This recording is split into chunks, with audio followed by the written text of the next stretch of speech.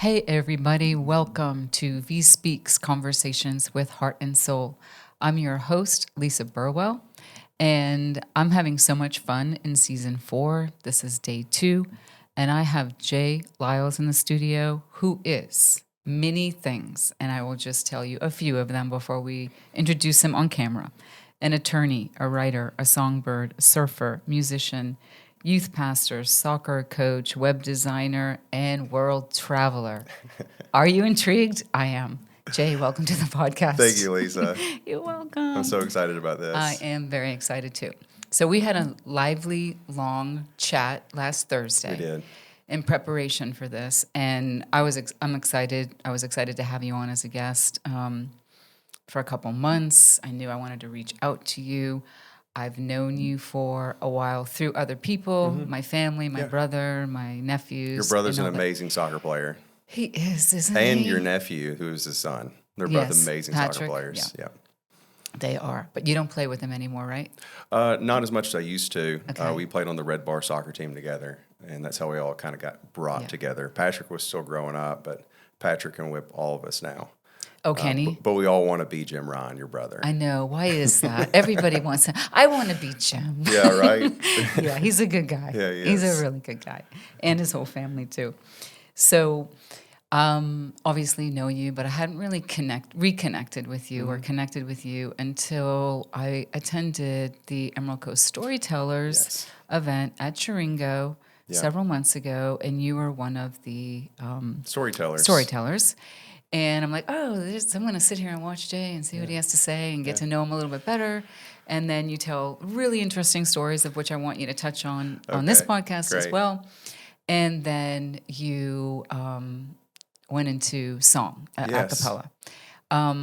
Weirdly, let's just start there, because that's like how we reconnected at the beginning, and then we'll go back and we'll go forward. But I was so impressed that everything that you were saying, how comfortable you were there on stage, and how happy you seem to be about being there and telling your stories. Yeah. And then you closed it out with a song. What was the song again?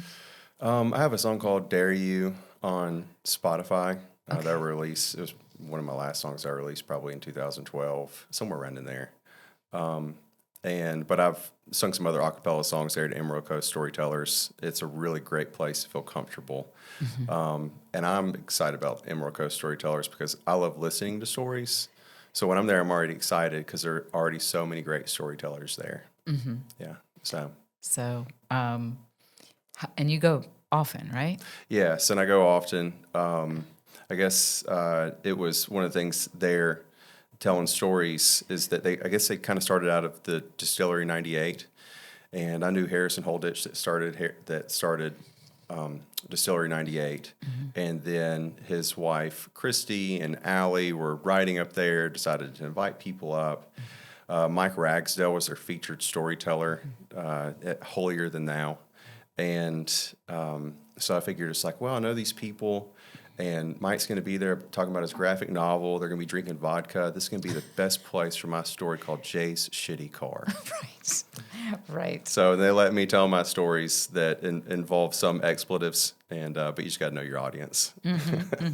But the genesis of that is being optimistic in all situations, right? Yes, it is. Yes. Well, you can recite that if you want to, or sing it. I don't know if you're up for it in this podcast. And, you are, to me, you seem like a free spirit. And I didn't know you very well, but when we talked last Thursday, I was really impressed. I knew you were an attorney, and you're licensed in Florida and Mississippi. Yeah.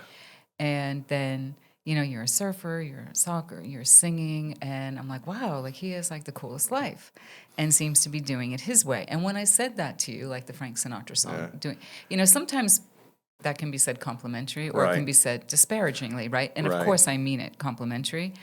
But then somehow I think you answered one of my questions that I had about how do you do this and do things your way. Yeah. And I think, and I wrote it down here, that people are trying to worry you with their worry about you in your life. Yes. Now expound upon that, which I thought was quite profound. Well,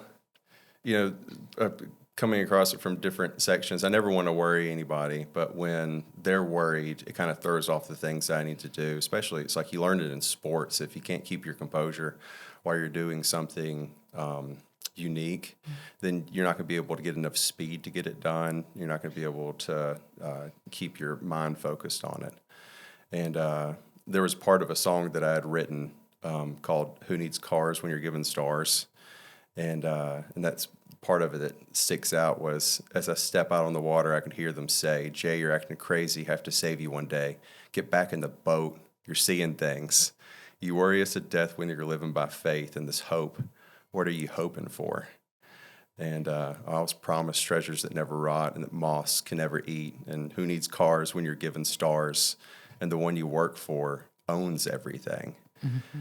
So there's a lot of things that I practice. And I guess it was starting when I was like 10 or 11, our soccer coach, that he made us run all the time, but not out of punishment, not because like just to be in shape, but he would say, your mind is a liar. Your body can go further than what your mind is telling you. It was like, you will physically pass out when your body's had enough. So don't listen to your mind saying that's like, oh, this is going to hurt us. You can't go any further.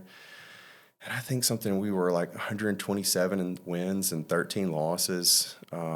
And so we trusted him to get those results done. Wow. So, but those are the things that I kind of practice, when I get into really tough situations and people's worrying me can kind of like, it's like, hey, just get over it. I got it figured out, Right. And, but I don't want them to ever feel like they're going to have to come use their resources or their time to get me out of a situation. Mm-hmm. And I had someone ask me, they're like, so what do you do in these days? The guy that I play music with, he's kind of sent over by another family. There's a handful of people that... he didn't do a very good job. Yeah. And I said, this is the only thing you got to know. It's like, look, I pay for my own beer and I pay for my own place and I want to hang out with you. Mm-hmm. And it was like, and if you see me about to catch on fire or literally on fire, let me burn. Because well, how did he take that response, by the way? It made him more confused, probably. No, he's quiet and he understood. He was a musician too, and he's a creative person, so he got it. But like, if it works, wouldn't it be cool if it worked? As opposed to, I went skiing with your brother and Patrick, and I love doing the big jumps in the park, and they were just all about speed. Yeah. So mad dogging it. Mm-hmm. So I'm like, I want to go do the jumps, and there was like these 3 jumps that were big. They're really big. Mm-hmm. They're 2. They had like back to back. And so I did those, hit them. And then I was like, I want to go do those. And there were like these giant jumps. And they were like, Jay, don't do that. You're going to hurt yourself. And there's a sign that said like experts only. And I'm like, I want to do those jumps. And they were worrying me. They were like, you're going to get hurt. Because there was a ramp and then there was a hill that you would have to like get enough speed to hit the ramp and then go over the hill. And I was like, look, I'm not going to get any speed. I'm just going to get enough speed, whatever I get going down the hill. And then I'm not going to push off at the top. So they're like, well, we're going to film it. I was like, okay, come film it. They weren't that worried. Yeah. And so, but what happened was, is that I'm watching the film back and I'm like, is this in slow motion? No way this guy's going to make it. And I hit the ramp and then the hill is this way, it's just out further. So I hit the ramp, and then I just nail the top of the hill. Skis come off, roll down the other side of the hill. And wow. But... That's not how I saw the story going. I know. But what happened was, they were like, so I was like, look, y'all go do your thing or whatever. I'm going to go do mine. So I didn't tell them I was going back to the big jumps, the 3 big jumps again. There were these 2 like high school kids at the top, like talking about like, I could see that they could do it, but they were just debating some things. And I came up and they're like, hey man, you can go ahead. And I was like, man, I just went and I hit the top of the hill. They're like, oh, you knuckled it? And I was like, I'm unfamiliar with the terminology, but that sounds about right. He was like, yeah, knuckled. It's like if there were 2 knuckles that met. I was like, yeah, I knuckled it. It's like, dude, you got this. You got it. And so I took off with speed, pushed off the ramp, and I hit the jump the way I needed to. And I was like, I'm going to do the second jump too because they're back to back. Hit the second jump. I knew the third one, they get steeper. They get steeper. Wow. And the third one, and I'm like, I'm just going to go off the side, side of the hill. I'm not going to hit the ramp. And so, but I have so much speed going that I just go off the edge of the hill, and it's like almost a straight drop off. So I just ragdoll it. I know how to wreck really well, so I don't try to land things. And but then your brother and Patrick came back and filmed it when I got all three of them. And So you did. So the story then is you went back a third time. Yeah. So, and what happened is that the first time is that they worried me so much. Yes, I see that. I didn't want to worry them. So I'm like, I'm not going to go fast. But I didn't have the speed to be able to hit it the right way. And that happens not to say a lot. There's a handful of times during a day or a handful of people that will worry me. And if I let their worry affect me, then I'm not going to be able to hit the ramps that at the speed they need to be hit. Okay. Figuratively, whether it be kind of like, hey, I'm not going to take this law project. I'm going to take another law project. And like, are you sure? Like, are you going to have enough money until then? I'm like, look, please don't worry me. Okay. Now, you're a really good storyteller, and I must know the third jump. What happened then? Oh, well, it was funny. I guess I didn't actually I went back and probably took me 3 other times to get all 3 jumps. So it's kind of like I was going 1, 2, missing the third one because it was so steep that I was pretty much on my back by the time I was going towards the hill. So I had to intentionally lean forward. And but when I first hit that big third ramp, and there are people down like where they're getting their food and drinks at the bottom of the hill, and they just see me just wrecking, and they're just clapping, they're like, "Way to go!" And then, so even when I fail, there are people that are like cheering for me trying. Right. But then you did it. And I did do it. Yeah. You did finally. And was it captured on video? Yeah, it was. Yeah. Oh, okay. Did Jim and Patrick try it? No. No. Okay. Not they. No. Wow. Didn't even touch it. Ooh, so they're kind of daredevils. So They I have are. a new level of respect for you. I already had a good amount. That's good. Well, I appreciate it. Yeah. Well, they like to go fast, and I wiped out pretty big trying to follow them going fast. And so learn my lesson there. Okay. That is pretty funny. Wow. Okay, so there are so many things about you. One of the things that you said to me, you had listened to some of the podcasts, and getting in preparation to kind of know what this was all about before we sat down and talked. And you said something to the effect of, well, what am I going to say? Or what do I do? Because these other people do a lot and they're interesting. And I'm like, I would not feel shy about being on this because you do a lot more than most of the other people that I've interviewed. Well, I appreciate that. I always love people that have their passions and they're going to do it no matter what. And you have so many great people on this podcast that you can tell they're so focused and they're going to get their things done. Mm-hmm. And they had a thing that they were doing, like a specific thing. And I always admire that in people. And so like Kurt Tobias with Tuna, John Welborn with very well Live spoken. And you had the VP of St. Joe on here, which is like the largest landowner in the state of Florida. And I'm just like, what do I do? Everything. And so, but I was flattered when you came up and asked me to be on the podcast after it was kind of like Emerald Coast Storytellers. And thank you for coming out and listening to me speak at play music at Modica. Yep. Charlie Modica up there. It's been really great to hang out with him and his crew. And when are you doing that again? I did it for March and April each Thursday, and then took off May, and then maybe I'll do a couple of Thursdays here in the summer. Yeah. But it's just kind of by ear and let my friends know, and we come up there and listen to some music, drink some beer. Right. So it took me 3 weeks. I was going to go the first week, couldn't go. Something came up. Oh, I will be there the second week.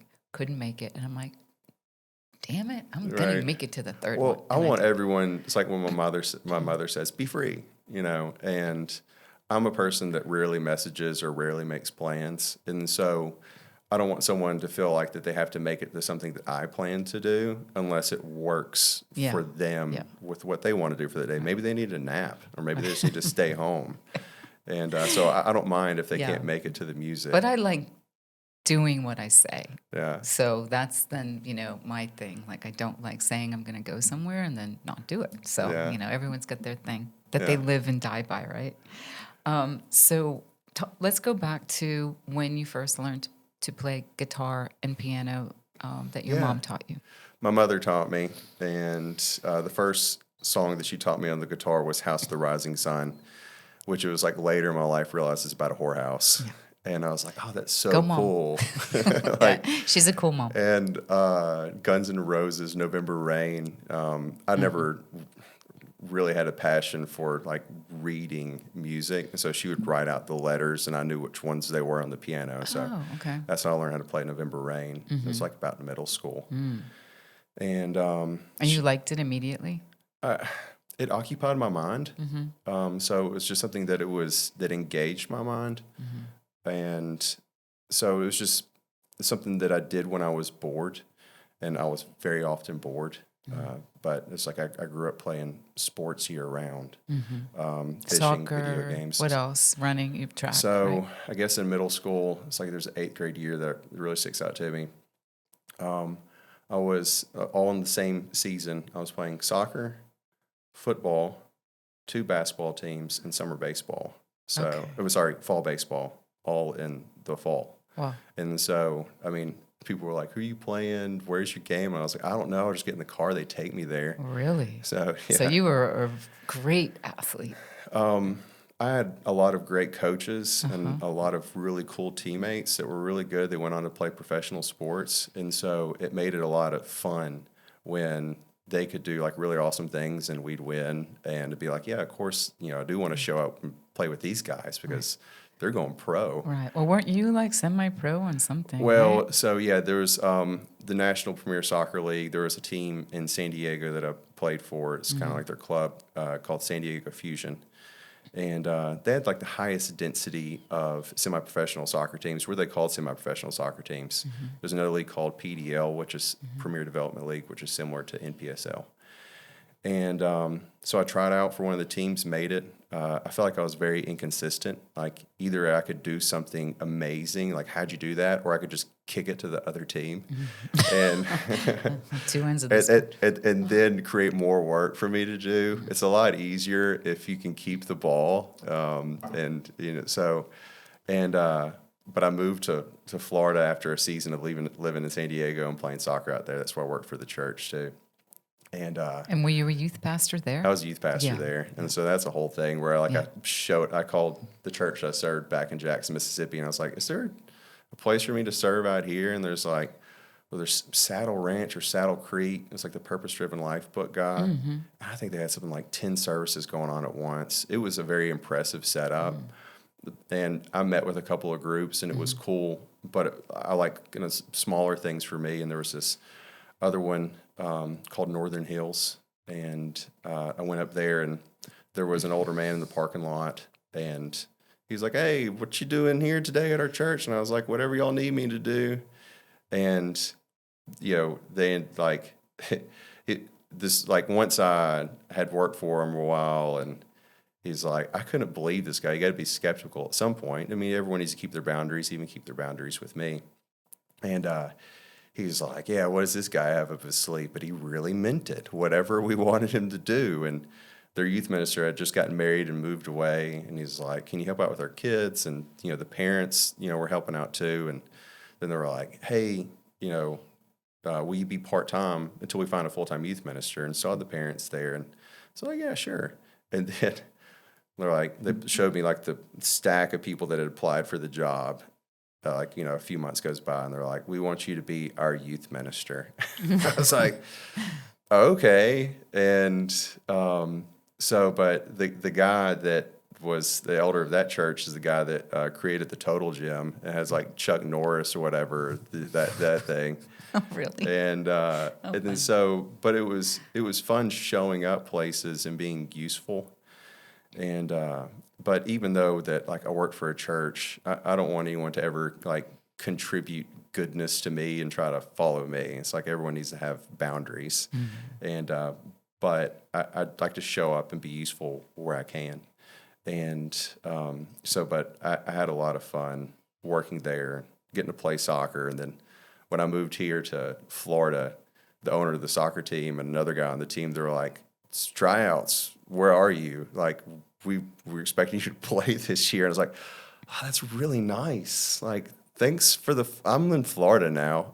Oh, so you And just passed. yeah, Passed on it. but it was so nice. Yes, very nice to And be. then the church called up a year goes by, like, "Okay, you've been with family in Florida for a year now. Will you consider coming back? And, we'll pay for you to go to seminary school." And, and You they did, had right? all these other incentives. No, you didn't do that. Okay. No. And Okay. but I flew back out and I entertained it. And and I entertained it. And at the time I was playing music at the Red Bar. And I was thinking about all the things that I had here in Florida. And the kids really did need somebody there.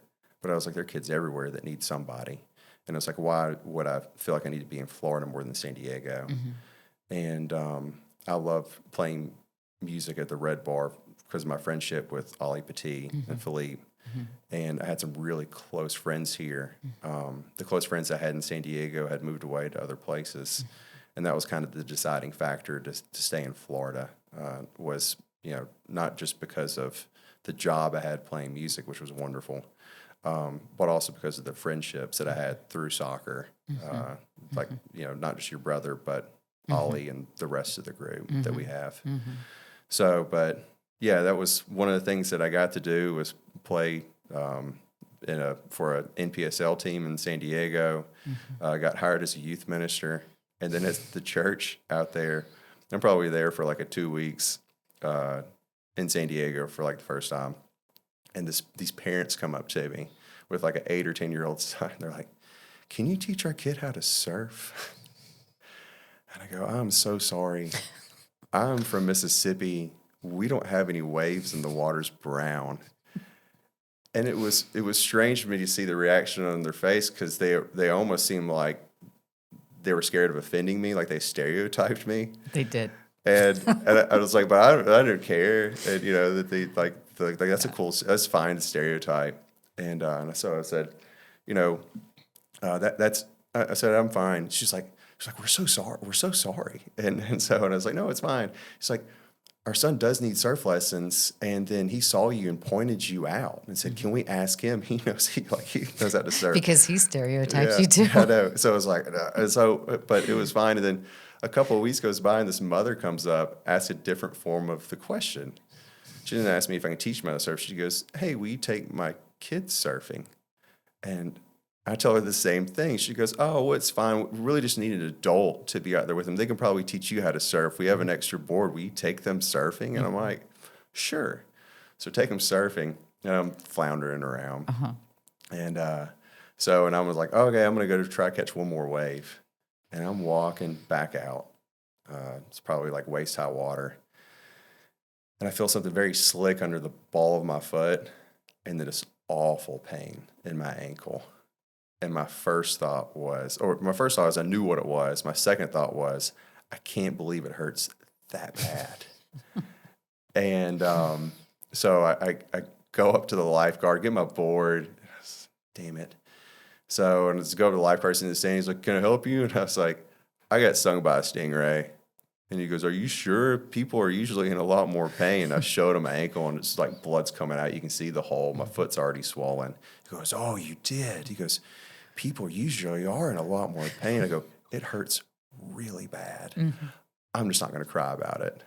And so he goes, "Okay, well, I can call EMT, but, the emergency medical, but they're going to do the same thing that we'll do for you here. So you stick your foot in the hottest bucket of water it can stand to cook the poison out." And I'm like, "I don't know if that's true. Whatever, let's try it." So for like 45 minutes, they keep putting hot water. Well, I got the 2 middle school kids, it's like we got Wednesday night service we're supposed to go to, and I'm the guy that's supposed to be leading the lesson. Okay. Whatever. And so eventually I'm like, we got to go. And but anyway, my foot's swollen for 2 months. I continue to play soccer. And people were like, "Did you know do the stingray shuffle?" And I always thought it was the dumbest thing for them to ask me. And I was just like, apparently not. Apparently, like I was not told that, or I would have done it, and I wouldn't have stepped on a stingray. Yeah. So do the stingray shuffle. I've never had a problem with needing to shovel my feet here in the Gulf. But apparently, if you're going to go out to the Pacific or some other really big open body of water with stingrays, do the stingray shuffle. Shuffle your feet and kicks the stingrays up and they go away. So Good to know. Okay. Quick segue, because there's many things to talk about. Okay. But seeing as you're talking about this right now, I have to fit it in. What do you think of the shark attacks? First of all, it's very unfortunate and it's very scary for a lot of people. In watercolor for a number of years, I helped out a friend named Ryan DeVore with this ocean sports camp called Kids Beach. And it was like 9 to noon, like 100 days of summer, really starting in spring and March, spring break. And so we would always have, sometimes we'd have up to 20 kids out in the water. Sometimes it'd be like 8 kids. And we'd see sharks from time to time. Typically, we're on kayaks and paddle boards. And anytime the sharks would see us, that they'd go away because our boards are typically bigger than what the sharks are. And I've been in the water several times where I've been snorkeling, and I hear someone yelling out my name, and I turn, they're like, "There's a shark that was coming at you," and I'm like, "Is it still here?" And they're like, "No," and I'm like, "Well, I'll look more, but I'm gonna go back to snorkeling," and so. Most of the sharks I've come across and they've even seen is that once I've seen them, they've seen me, that they've gone away. I don't think everyone should risk that. There are days that where we do see sharks in the water with like the kids, and we wouldn't tell them about it. We'd be like, "Hey, everyone, back on your board, kayak, and we're gonna take a sand break, maybe play some games up there," and we'd give it a while. It's not like we were, cavalier about it. If that's the right word. And we always had daggers on our legs, which I always thought was silly because we never used, I don't think I ever unsheathed it. And, but also when we were in the water, it's like the times I was talking about when I was just kind of like floating by myself, it was just me and some buddies out there. But when we had kids out there, we were always looking and spinning around and had someone looking out. Right. And so everyone does need to be careful being in open water. And there was a shark attack when I was about in middle school. My older sister was in high school. She was probably about 50 yards down. I'm not sure, and that was in Sandestin area, maybe down in Destin. I can't remember where exactly. And I'm not sure of the outcome of the person either. And some other people can look it up. But I just remember it being like, that doesn't usually happen, and hopefully it doesn't happen again for another 10 or 20 years. People always ask me, they're like, "Have you seen any sharks?" And I'm like, "They're always there." I've been in high rises even decades ago to where it's like, "Wow, look at all the sharks," and I've always, I've kept it with videos, not like in a trying to scare myself way, but just seeing where sharks swim around people and people don't even know they're there. Right. So for me, it's that it's an unfortunate thing that I hope doesn't happen again for a long time. Agreed. But it's something that the more we spend time in the water, the odds are it could happen again. Yeah. Yeah, really, really sad and crazy. It seemed a little bit unusual, like this one seemed different, so you don't know if there's something different. It did seem unusual because the fact that it happened at 2 different locations within a very short period of time. It was something like straight out of a movie. Right. And I think it was, the details that I remember, and people can look up the actual ones, because sometimes my memory fails me. But they were about 4 miles apart. One person involved in one attack, and then 2 people, I think, were involved in the next one, going east from Watersound to Inlet Beach. And I think they happened within maybe an hour and a half of each other, something like that. And so, but it was just kind of like, we're starting to see a pattern that happens so closely together. Like even when I've gone out in the water now, there's the first sandbar, then there's kind of the channel and the second sandbar. And just for people that they know, like part of another education, not just the sharks, but people are like, I'm going to swim out and stand on the second sandbar. That joker's like 8 to 12 feet deep. You're not going to stand on it, like for the most part. And I mean, there could be some rare days to where it's like you might be able to like put your hand up, above the water line and touch the bottom. But people need to be aware that it's deeper than what you think it is, because some people just have enough energy to swim out there. And then they're stand. like, I can't stand. How am I going to get back? So, please be careful. Bring a flotation device with you if you want to swim to the second sandbar before you just assume that it's shallow enough to stand. But even with the Shark Attacks now, for me, is that I'm staying pretty much on that first sandbar, maybe slightly on the back half of it, but not as it goes down into the trough. And just because I don't know why it happened, but I want to be preventative even with me. I got in the water the next day, and the next day after that, I was in the water probably 10 minutes before coming into here. And so I have to get in the water. Right. But I'm not going to go swim out between the two sandbars right now. I mean, I can. But it's like, if I just want to go get in the water for a little bit, I'm going to do some things for me to make myself feel safe. Right. Good. Yeah. Good advice. Good PSA. Yeah. Yeah, really good. Talk about how you got into law school and the judge that was an encourager to you, that you clerked for. Yeah, so I clerked for Judge Kenny Griffiths. He's now on the Mississippi Supreme Court. At the time that I clerked for him, was the Mississippi Court of Appeals. And I pretty much got the job through coaching soccer at Jackson Prep. And I coached 3 of his sons, and I did well in law school too. Of course you did. Well, I mean, it's just kind of like, it was so funny because the secretary, who I'm very good friends with now, that she was skeptical on how much was, did you produce a writing sample? Did he look at your resume? And but I got the job because, he knew me as a person, and I did have the credentials that allowed me to get the job. But what happened too was I was coaching soccer at Jackson Prep with my great friend John Marcus Duncan.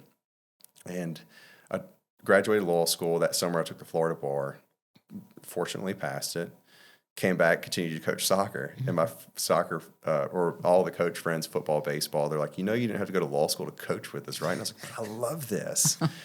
And then we're at this Meet the Patriots thing where it's like all the athletes walk out, they get introduced by name, and then Judge Kenny Griffiths is there, and he's like, I thought that you're in Florida now. Like, you passed the bar, right? And I was like, yeah. He's like, you want a job? And I was like, sure. And so when I was there, he recommended a book to me, How to Build and Start Your Own Law Practice. And the encouraging thing that he did for me in talking with him, he goes, you can do whatever you want to do, and it doesn't have to be practicing law. He goes, if you make more money doing music or you enjoy it more, do music. He's like, if you wanted to make websites, make websites. If you want to coach, coach. And maybe there's some law projects you want to do, but you don't want to be fully involved. We'll bring in the people that specialize in it and just, co-counsel with them. And so he made me see that, like, it was really cool to be around him, because it wasn't just like, okay, now that you're a clerk, now you need to, work your way into being a judge or work for a big firm. And I interviewed at a firm in Jackson, Mississippi, another one of my soccer players' parents, and had a couple of lunches with them. And it's like, how are you able to work for the judge and coach soccer? And I was like, well, I'm able to do, my 8 hours of work in 4 hours, and I can go coach. And then on the second kind of lunch interview thing, they were like, well, so we were talking about, it's like, well, after the soccer season's over, then we need you here full time. And like, you can go visit them, but like, no more coaching soccer. I was like, well, and I was like, I thought about it. And I told him, I said, I know that how I do work doesn't really work for the typical law firm billing. I was like, y'all, I know y'all needed me to do 8 hours of work in 8 hours and then do another 4 hours in 4 hours if I can. They're like, exactly. And I was just like, yeah, it's not gonna work. And it's like, but I appreciate it. And I love them to death. That parent had bought me a really nice crystal decanter. I was fortunate enough to be with the soccer program when they had won 8 straight championships in a row. Wow. And so that was my last season to coach there, the 7 seasons that I coached. And so it was a really nice gift that he gave me and the head coach. And they went on to win number 9 and 10. Congratulations. Oh, thanks. Impressive record. Yeah, well, it was just there were a lot of Exciting. people. There were a lot of people.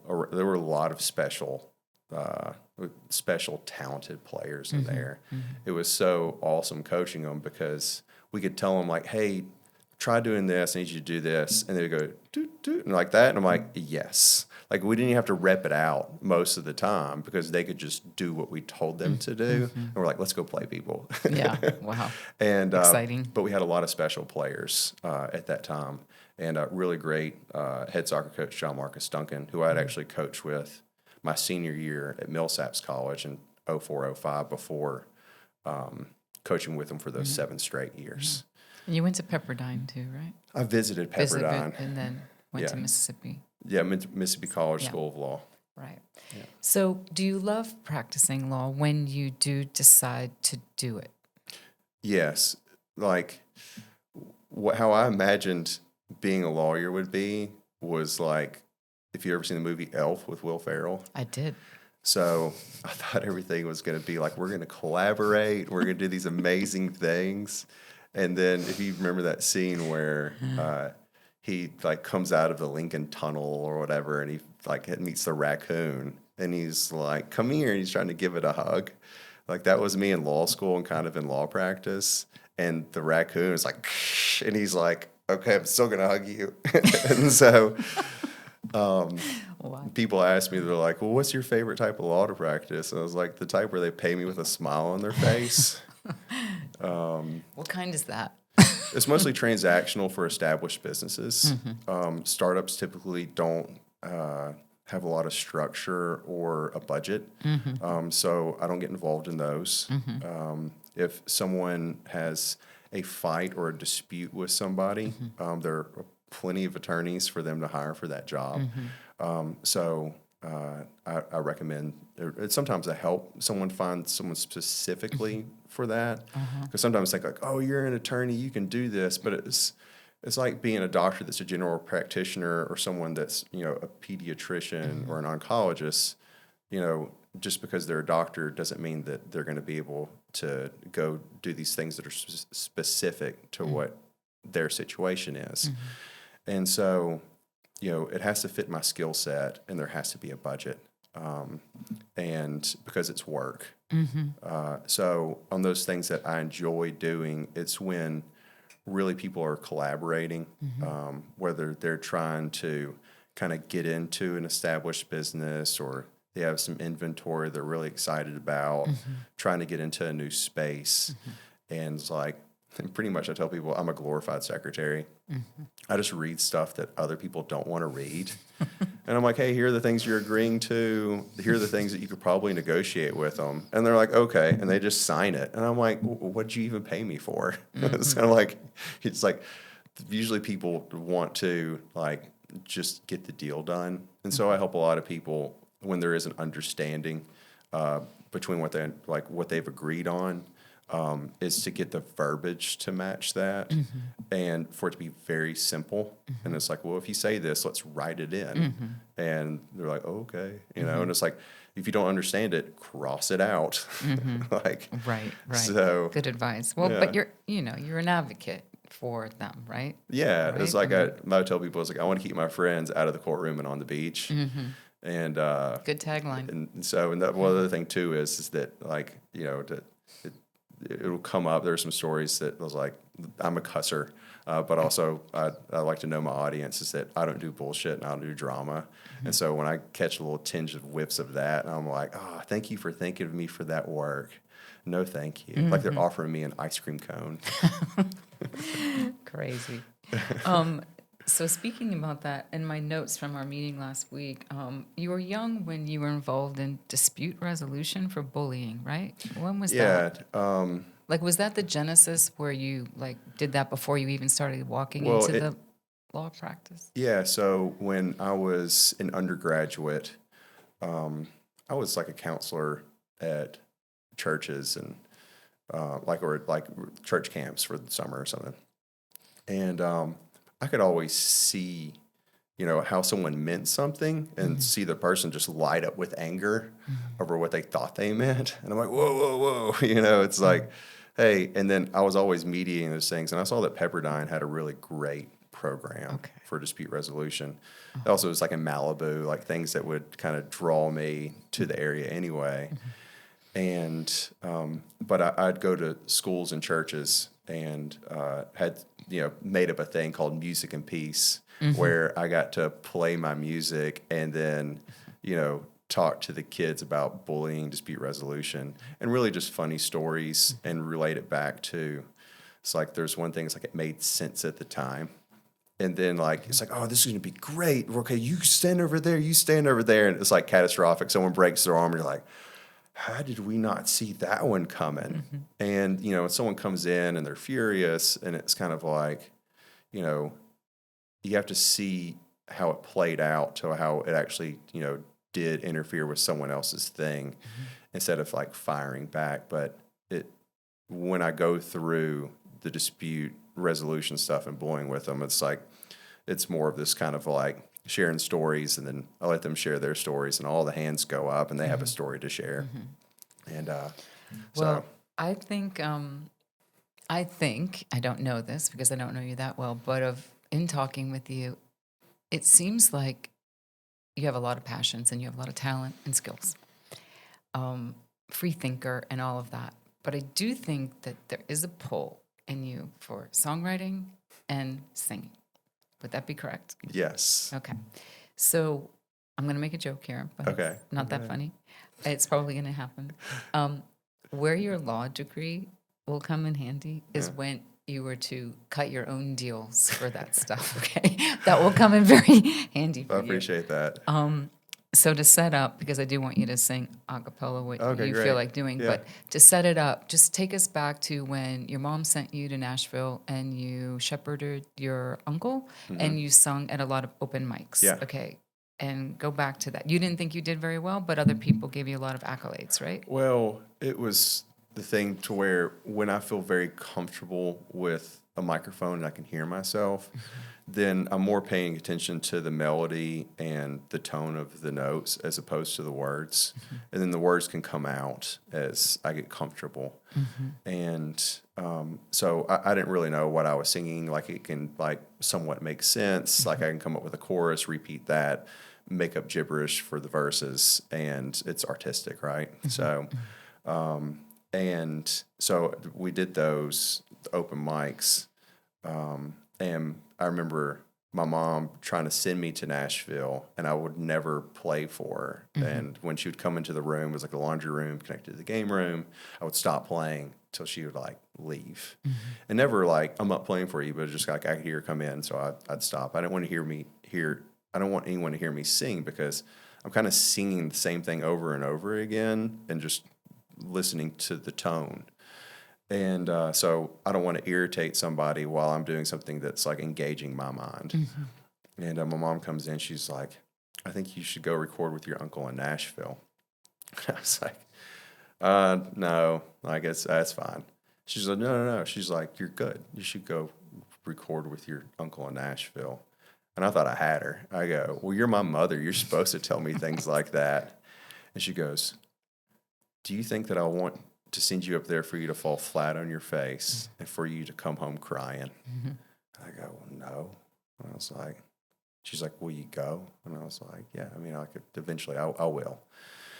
And he took me to a couple of different recording studios. He's going to pay for it. And, it's like, which one do you want? And I was like, the first one. Did you go to the Bluebird Cafe? I did. I got to play at the Bluebird Cafe. That's cool. Yeah. I've been there. I love it. Yeah, it's awesome. But the first time I went, they were all booked up. So if you show up the second time, then you automatically get to be one of the songwriters that plays. And I can't remember what I played. I think there's a song that I have that's maybe still on iTunes called Princess and Thieves. My uncle loved it. And so, but yeah, I had a lot of encouragement from my mom and from my uncle and from members of my family to like, hey, you should sing. And I'm like, well, y'all know that I'm a nice person, so y'all are just being nice to me on something that like you feel like, it's like, hey, Jay's nice to us about these things, so we'll be nice to Jay about this thing. And but really, I'm limited on how I sing based on the instrument that I'm hearing at the time. And usually, like my acoustic guitar, it's like I get stuck playing like the same rhythms. And on the piano, it's different. I think that my voice can open up more on a piano, but it's hard to carry like a keyboard to a show all the time and having space for that. And so a cappella is something that I always do, but I don't perform for people like a cappella. And Storytellers was like just a great space. It's like, I'm going to sing for them here. And it was actually a night that Cucurell was there, the guy that was he was the featured storyteller and co-wrote, I believe, Umbrella with Rihanna, and then also Single Ladies with Beyonce, for that Beyonce sings. And I was like, great, I'm going to sing this song. And I didn't want to tell the title because like it kind of gives the song away. So I'm happy to sing it for you. If yes, you'd like please. Me to. Okay. They ask me what I want to be when I grow old. A lawyer or a doctor or a person that builds homes. I look at them and say what I want to be when I grow old. I want to be a beautiful soul. A beautiful soul can move mountains. A beautiful soul can part the sea. A beautiful soul can see the truth of what a person wants to be. So what do I want to be when I grow old? I want to be a beautiful soul. Yeah, so beautiful. Thanks. I love it. What, if anything, did the songwriter that wrote for Beyonce say? Oh, it was like how I do things in my life is that I want to come across people like naturally. It's like, it's not. So when I saw him after everyone kind of cleared out and shaking their hands to talk to him, and that it's like, I hope that we come across each other more. And he was complimentary of me. What did he say? Do I? I'm a journalist. What did he say? And the thing is that you're not going to tell me. One of my memory gets so bad. I like to tell people when I can't remember things. I got a rock stuck on my skull when I was about 5 years old. Okay. And so, but he was. I remember because there's another saying that people might not remember what you say or what you did, but how you feel. And I remember how he made me feel. Okay, tell me that. He made me feel like. Well, it's like he made me feel like it was good, and he made me feel like he enjoyed it. Congratulations! And I said, looking forward to seeing you around more in town. He goes, oh, we will. Oh, I love it. So because he's a person that loves God, and it just needs to be one of those things for me. Nothing ever needs to be forced. Yes. And that the timing will work out when it needs to, and come across other people and I love being around people that don't ever preach. Like, they practice, and you can tell they practice. And Cucurell is someone that it looks like he practices. And there was another minister I came across that he calls those things when it lines up divine appointments. Yes. And I'm like, and it just something like it was just when me and that minister call him affectionately O. And he, like, I just can take that with me as opposed to being kind of like, no one's ever tried to tell me what to do. And so I love people that, you can see them practicing. Doesn't mean they're good. Doesn't mean I'm good. But practice. So Right. And then I hope practice. it's what was it? So yeah, the timing will work out. Or at least it's like there are people that are on the beach I get to see all the time, and I love it when we're there and we didn't even plan it. Yeah. So it's the same thing when people are like, "Oh, when are you gonna do this music thing or whatever?" It's like it'll happen when it's supposed to.